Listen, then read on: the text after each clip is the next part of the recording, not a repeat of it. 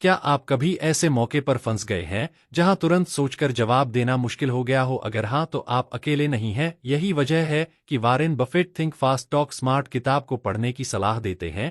यह किताब आपको सिखाएगी कि कैसे आप तुरंत और प्रभावी तरीके से अपनी बात कह सकते हैं। इस वीडियो में हम इस किताब की सबसे जरूरी सीख को आसान भाषा में समझाएंगे, तो वीडियो को आखिर तक जरूर देखें। क्या आपने कभी सोचा है कि कुछ लोग जब बोलते हैं तो लोग ध्यान से सुनते हैं, उनके शब्द याद रखते हैं और उनकी बातें लंबे समय तक असर छोड़ती हैं। वहीं कुछ लोग चाहे जितना भी बोल लें, उनकी बातें हवा में खो जाती हैं। आखिर ऐसा क्यों होता है? इसका जवाब एक ही है, कम्युनिकेशन की कला। आपकी जिंदगी में चाहे जॉब इंटरव्यू हो, ऑफिस मीटिंग हो, दोस्तों के साथ बातचीत हो या किसी भी अनजान इंसान से पहली मुलाकात, आपकी कम्युनिकेशन स्किल्स ही तय करती है कि लोग आपको कैसे देखेंगे। चैप्टर 1, सोच की स्पीड बढ़ाओ। कभी सोचा है कि कुछ लोग किसी भी सिचुएशन में झट से जवाब कैसे दे देते हैं? जैसे मान लो ऑफिस में बॉस ने अचानक से पूछ लिया, why should I give you this promotion, और कुछ लोग तुरंत ही एक बढ़िया जवाब दे देते हैं, जबकि कुछ लोग सोचते ही रह जाते हैं और बाद में अफसोस करते हैं कि यार ऐसा बोलना चाहिए था। यह फर्क आता है सोचने की स्पीड से, और अच्छी बात यह है कि यह सीखा जा सकता है। सोचो, अगर दिमाग एक कंप्यूटर होता तो कुछ लोगों के प्रोसेसर सुपरफास्ट होते हैं और कुछ के थोड़े स्लो, लेकिन हम अपने दिमाग के प्रोसेसर को अपग्रेड कर सकते हैं। जब दिमाग तेज चलता है तो लाइफ में हर चीज आसान लगने लगती है। किसी को इंप्रेस करना हो या फिर किसी बहस में खुद को साबित करना हो, फास्ट थिंकिंग हर जगह काम आती है। अब सवाल आता है कि फास्ट थिंकिंग आती कैसे है? पहला सीक्रेट है, ज्यादा सोचो मत। यह अजीब लग सकता है, लेकिन सच यही है। जब हम ज्यादा सोचते हैं तो कंफ्यूज हो जाते हैं। इसीलिए फटाफट डिसीजन लेने की आदत डालो। जैसे अगर कोई पूछे कि तुम्हारा फेवरेट ट्रैवल डेस्टिनेशंस क्या है, तो मत सोचो कि यार गोवा बोलूं या मनाली, बस झट से बोल दो जो दिल में पहले आया। दूसरी बात, अपनी ऑब्जर्वेशन स्किल्स तेज करो। जितना ज्यादा आप लोगों को सिचुएशंस को नोटिस करोगे, उतना जल्दी चीजें पकड़ने लगोगे। अगली बार जब किसी ग्रुप में हो तो ध्यान दो कि कौन क्या बोल रहा है, कैसे बोल रहा है और कब बोल रहा है। और तीसरी चीज है प्रैक्टिस। सोचो, एक क्रिकेटर कैसे तेज खेलता है? प्रैक्टिस से वैसे ही आपको दिमाग की स्पीड बढ़ाने के लिए फटाफट जवाब देने की प्रैक्टिस करनी होगी। कोशिश करो कि हर बातचीत में थोड़ी तेजी लाओ, घर पर भी, फ्रेंड्स के साथ भी। जब आप अपने सोचने की स्पीड बढ़ा लोगे तो हर जगह कॉन्फिडेंस भी बढ़ जाएगा। इंटरव्यू हो, मीटिंग हो, डेटिंग हो या फिर दोस्तों के साथ मजाक, हर जगह आप शार्प और इंटेलिजेंट लगोगे। तो अगली बार जब कोई आपसे कोई सवाल पूछे, सोचो मत, बस बोल दो। चैप्टर 2, जुबान को तेज बनाओ। क्या कभी ऐसा हुआ है कि आपके दिमाग में एकदम सही जवाब था, लेकिन जब बोलने की बारी आई तो जुबान लड़खड़ा गई और फिर बाद में सोचा, यार ऐसा बोल देता तो मजा आ जाता? यह सिर्फ आपके साथ नहीं होता, बहुत लोगों के साथ होता है। दिमाग तेज चलता है लेकिन जुबान साथ नहीं देती, और इस वजह से कई बार लोग हमें इग्नोर करने लगते हैं या फिर हमारी बातों को सीरियसली नहीं लेते। लेकिन इसकी अच्छी बात यह है कि यह बदला जा सकता है। आपको अपने बोलने की स्पीड को भी अपने सोचने की स्पीड के साथ मैच करना होगा, और यह किसी टैलेंट से नहीं आता बल्कि प्रैक्टिस से आता है। सबसे पहली चीज जो जरूरी है वह है क्लैरिटी। अगर दिमाग में कंफ्यूज होगा तो बोलने में भी आएगा। इसीलिए जब भी बात करो तो पहले अपने माइंड में उसे क्लियर कर लो।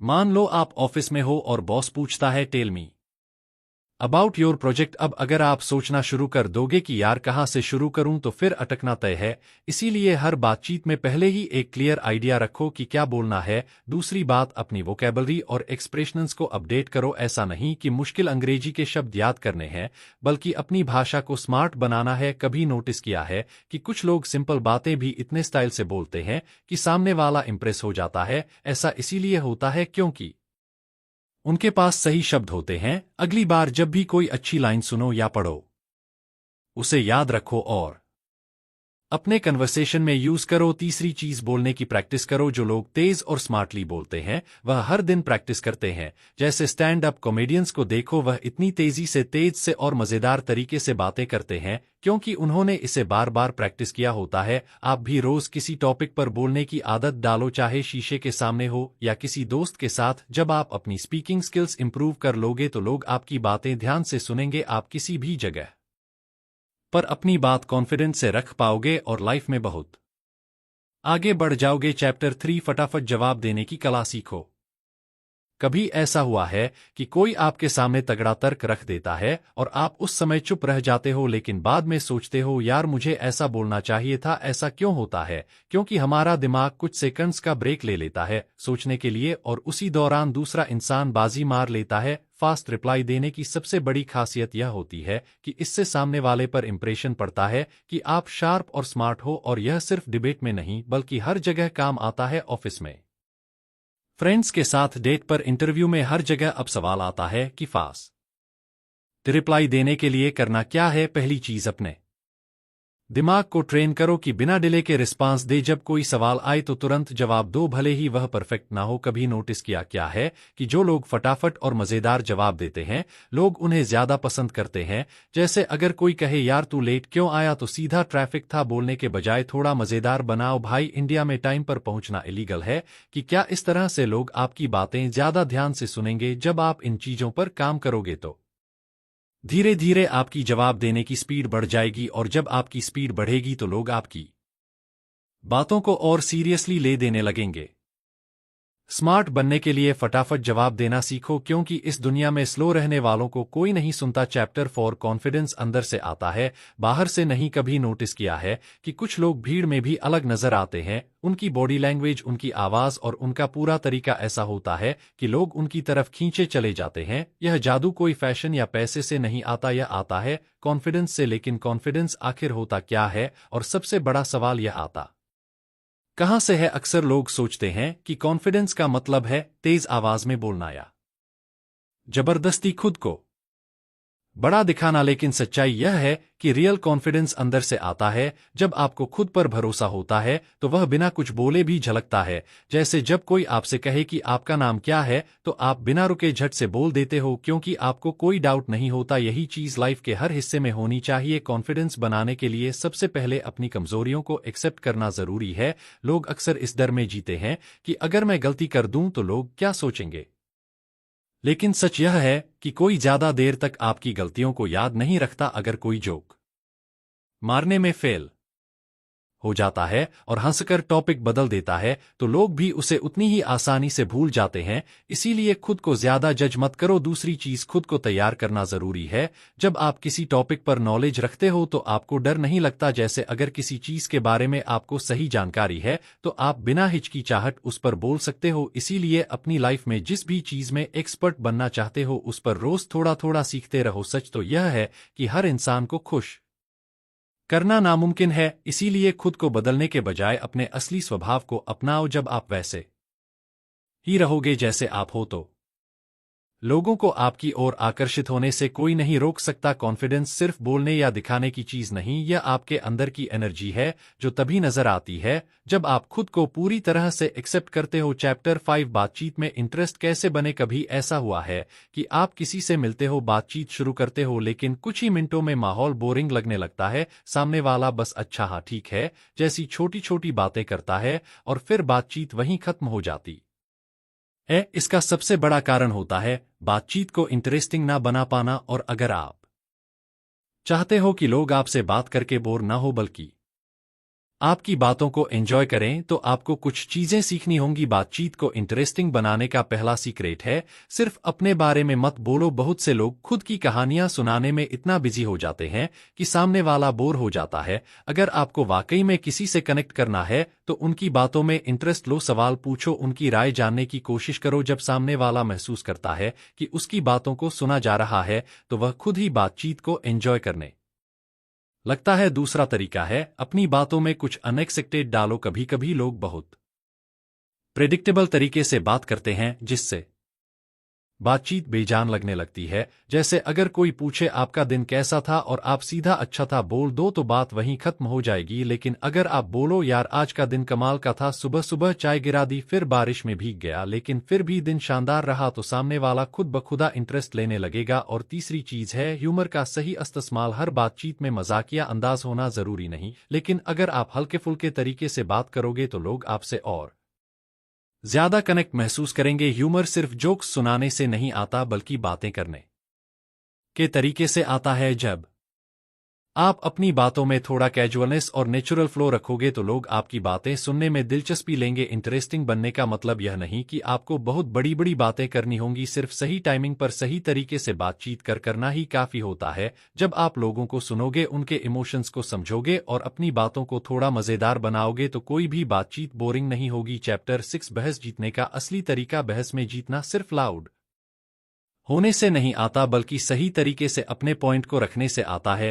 कई बार ऐसा होता है कि किसी से बहस चल रही होती है और हम अपनी बात सही होने के बावजूद हार जाते हैं क्योंकि सामने वाला हमें चुप करवा देता है या फिर हम अपनी बात को सही तरीके से रख नहीं पाते। अगर आप चाहते हो कि आप हर बहस में मजबूती से खड़े रहो और अपनी बात को साबित कर सको तो आपको दिमाग से खेलना सीखना होगा। सबसे पहले, बहस में कभी भी इमोशनल होकर मत बहस। बहुत से लोग बहस के दौरान गुस्से में आ जाते हैं जिससे उनकी बात की वैल्यू कम हो जाती है। अगर आप किसी भी बहस में शांत और कॉन्फिडेंट रहोगे तो सामने वाला खुद ही कमजोर पड़ने लगेगा। जब कोई चिल्ला रहा हो और आप उसी टोन में जवाब दो तो बहस आगे बढ़ती जाती है, लेकिन अगर आप ठंडे दिमाग से जवाब देते हो तो सामने वाला खुद ही धीरे धीरे बैकफुट पर आ जाएगा। दूसरी चीज, हमेशा लॉजिक के साथ बोलो। बहस में इमोशन से ज्यादा फैक्ट्स और लॉजिक चलते हैं। अगर आप अपनी बात को तर्कों और एग्जाम्पल्स के साथ रखोगे तो कोई भी उसे गलत साबित नहीं कर पाएगा। जैसे अगर किसी को समझाना है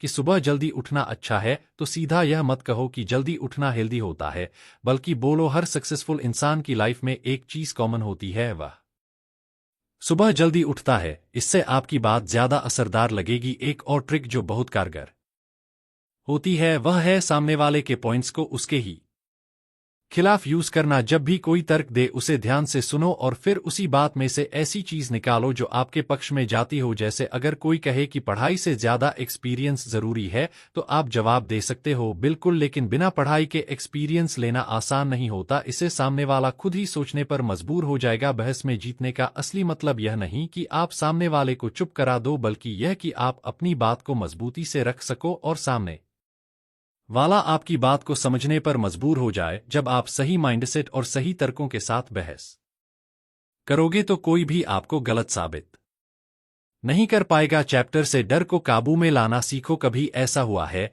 कि सामने बोलने से पहले दिल की धड़कन तेज हो गई हो, आवाज कांपने लगी हो और ऐसा महसूस हुआ हो कि अगर एक भी गलत शब्द निकला तो लोग हंस देंगे। यह डर हर किसी को होता है, लेकिन कुछ लोग इसे मैनेज करना सीख जाते हैं और कुछ इसे अपनी सबसे बड़ी कमजोरी बना लेते हैं। अगर आप सोचते हो कि आपकी पब्लिक स्पीकिंग अच्छी नहीं है या किसी भी ग्रुप में बोलने में हिचक होती है तो इसका सीधा कारण है डर, और जब तक इस डर को कंट्रोल नहीं किया जाएगा तब तक बोलने का कॉन्फिडेंस नहीं आएगा। डर हमेशा उसी चीज से लगता है जिसमें हमें कम एक्सपीरियंस होता है। जैसे अगर आपको स्विमिंग नहीं आती तो पानी में उतरते ही डर लगेगा, लेकिन अगर हर दिन थोड़ा थोड़ा प्रैक्टिस करो तो वह डर अपने आप खत्म हो जाएगा। बोलने का भी यही नियम है, जब आप बार बार बोलोगे तो धीरे धीरे डर कम होता जाएगा। लेकिन सबसे पहले यह समझना जरूरी है कि डर को खत्म करने का कोई मैजिक फार्मूला नहीं है, इसे फेस करना ही एकमात्र तरीका है। कई बार हम यह सोचकर डर जाते हैं कि सामने वाला हमें जज करेगा, लेकिन सच तो यह है कि ज्यादातर लोग खुद इतने बिजी होते हैं कि उन्हें आपकी छोटी छोटी गलतियों से कोई फर्क नहीं पड़ता। अगर आप किसी ग्रुप में बोल रहे हो और एक लाइन गलत बोल भी देते हो तो अगले ही पल लोग उसे भूल जाएंगे। असल में लोगों को आपके शब्दों से ज्यादा आपकी एनर्जी और आपके कॉन्फिडेंस से फर्क पड़ता है। चैप्टर 8 सही शब्दों का चुनाव आपकी पर्सनालिटी को बना सकता है। कभी सोचा है कि कुछ लोग जब बोलते हैं तो उनकी बातें सीधा दिल में उतर जाती हैं, वो कुछ ऐसा बोलते हैं जो लंबे समय तक याद रहता है। वहीं कुछ लोग कितना भी बोल ले लेकिन उनकी बातों का कोई असर नहीं होता। यह फर्क आता शब्दों के चुनाव से। सही शब्द चुनना एक आर्ट है और जब इसे सही तरीके से सीखा जाता है तो आपकी पर्सनालिटी में एक अलग ही चमक आ जाती है। बातचीत में सबसे जरूरी चीज होती है सिंपल और क्लियर लैंग्वेज। बहुत से लोग दिखाने के लिए बड़े बड़े शब्दों का इस्तेमाल करते हैं, लेकिन इससे उल्टा असर पड़ता है। लोग वही बातें पसंद करते हैं जो आसानी से समझ में आए और जिनसे वे खुद को कनेक्ट कर सकें। जब आप किसी से बात कर रहे हो तो ध्यान दो कि आप जो कह रहे हो वह समझने में आसान हो। अगर आपकी भाषा बहुत जटिल होगी तो लोग इंटरेस्ट खो देंगे और आपकी बातों का असर कम हो जाएगा। सही शब्दों का चुनाव करने के लिए सबसे अच्छा तरीका है रोजमर्रा की बातचीत को ऑब्जर्व करना। जब आप किसी ऐसे इंसान से मिलते हो जिसकी कम्युनिकेशन स्किल्स बहुत अच्छी होती हैं, तो गौर करो कि वह किन शब्दों का इस्तेमाल कर रहा है, उसकी टोन कैसी है और वह कैसे अपनी बात रख रहा है। जब आप दूसरों से सीखने लगोगे तो धीरे धीरे यह स्किल आपकी खुद की पर्सनालिटी का हिस्सा बन जाएगी। अगर आप चाहते हो कि लोग आपकी बातों को सीरियसली ले तो आपको अपनी भाषा में वह आकर्षण लाना होगा जिससे लोग खुद ब खुदा भी आपकी बातों को यादगार बनाता है, और जब आपकी बातें याद रखी जाएंगी तो आपकी पर्सनालिटी भी हमेशा के लिए लोगों के दिमाग में छप जाएगी। चैप्टर नए किसी भी सिचुएशन में खुद को कैसे संभाले। हमेशा लाइफ वैसी नहीं चलती जैसी हम चाहते हैं। कभी अचानक किसी मीटिंग में बोलना पड़ सकता है, कभी किसी बहस में अपने विचार रखने की जरूरत पड़ सकती है, तो कभी किसी ऐसी सिचुएशन का सामना करना पड़ सकता है जहां हम सोचते ही रह जाते हैं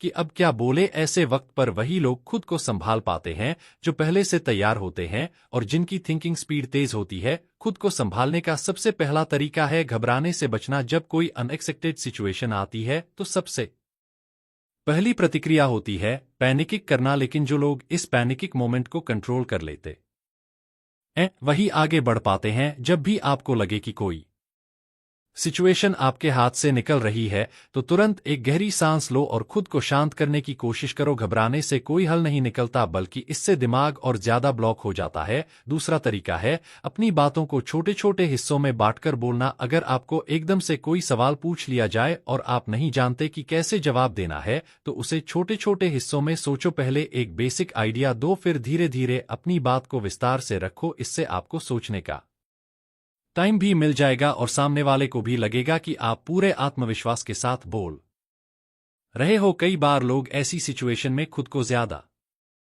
प्रेशर में डाल लेते हैं और परफेक्ट बनने की कोशिश करने लगते हैं, लेकिन सच तो यह है कि कोई भी परफेक्ट नहीं होता। जब भी आप किसी सिचुएशन में अटक जाओ तो खुद को रिलैक्स रखो और नॉर्मल तरीके से जवाब देने की कोशिश करो। अगर आप सोचोगे कि हर बात एकदम सही और परफेक्ट होनी चाहिए तो आप खुद को और ज्यादा दबाव में डाल लोगे। खुद को संभालने की कला कोई एक दिन में नहीं सीख सकता, लेकिन अगर हर सिचुएशन में खुद को शांत और कॉन्फिडेंट रखने की आदत डाल ली जाए तो धीरे धीरे यह एक नेचुरल स्किल बन जाती है। जब भी आप किसी मुश्किल सिचुएशन में फंसो तो बस खुद से कहो आराम से सब ठीक होगा। जैसे ही आप खुद को शांत रखोगे आपकी सोच भी क्लियर हो जाएगी और आप सही तरीके से जवाब दे पाओगे। अगर आप सोच रहे हो कि क्या यह सब बदलाव आप अपनी जिंदगी में ला सकते हो तो जवाब है बिल्कुल। हर बड़ा वक्ता कभी ना कभी झिझक था, हर कॉन्फिडेंट इंसान ने कहीं ना कहीं डर महसूस किया था, लेकिन उन्होंने उस डर को तोड़ा, अपनी गलतियों से सीखा और खुद पर भरोसा किया। यही सफर अब आपका भी है। आज से अभी से अपने कम्युनिकेशन पर काम करना शुरू करो। तो यह था थिंक फास्ट टॉक स्मार्ट का सार। चाहे बिजनेस मीटिंग हो, इंटरव्यू हो या रोजमर्रा की बातचीत, अगर आप तेजी से सोचकर प्रभावी तरीके से बोल सकते हैं तो आप भीड़ से अलग खड़े हो सकते हैं। अगर आपको यह वीडियो पसंद आया हो तो इसे लाइक करें, शेयर करें और सब्सक्राइब करना ना भूलें। मिलते हैं अगले वीडियो में। सीखते रहिए, आगे बढ़ते रहिए। Thanks and good bye.